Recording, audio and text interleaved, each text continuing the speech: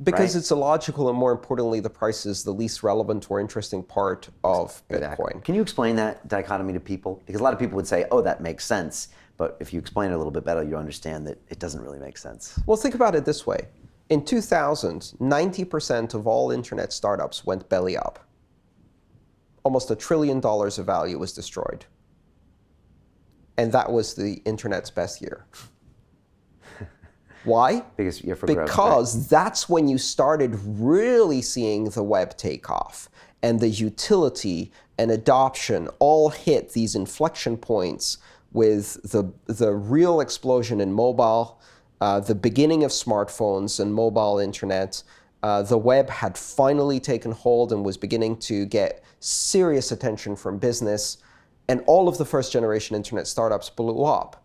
But what really happened is in the last 2 years of that bubble, the internet became entrenched in everybody's life. 2000 was simultaneously the internet's death and its rebirth. And so, but that is capitalism. That process of creative destruction and rebirth is the process that creates tremendous innovation and attention for things. Bitcoin has now gone through 4 bubbles like this. And in fact, everybody knows about the November 2013, went up to $1,000, crashed down to 230. We're at 270 now. Yeah. But what people don't know is that that's not the biggest bubble Bitcoin has ever had. 2 years before that, Bitcoin shot up to $30 and crashed to 25 cents. And in relative terms, that was a bigger climb and a much bigger drop.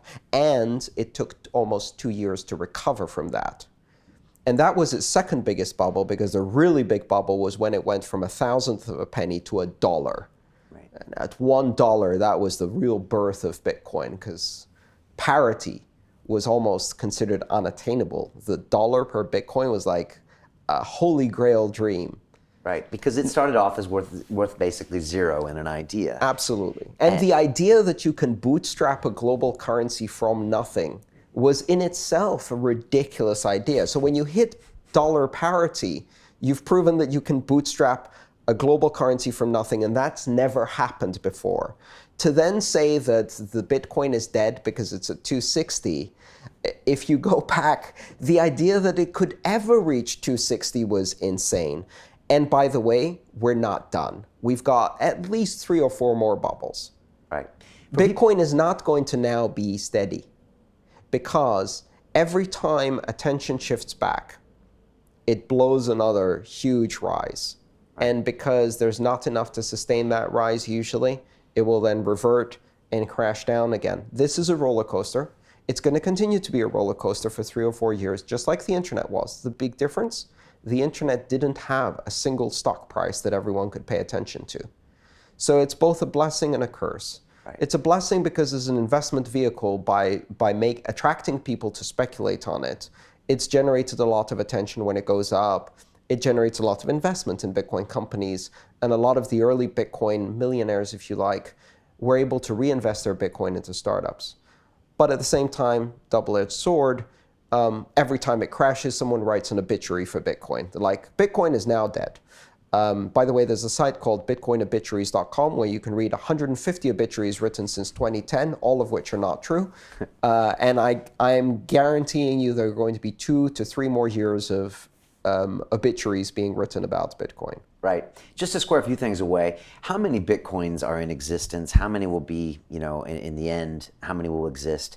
And why does that ultimately not really matter?